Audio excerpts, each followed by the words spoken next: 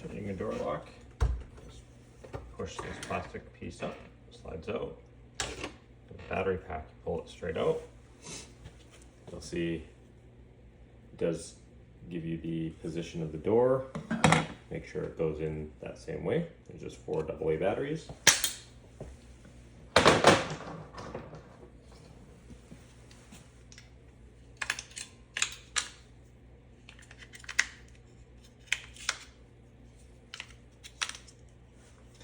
Again, just make sure that you're putting the battery pack back in the direction of the door.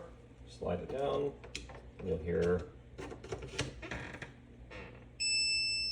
that once it's in. It should be good. So just slide the black plastic cap back. That's it. And you should see the little flashing light will be green once the batteries have been replaced.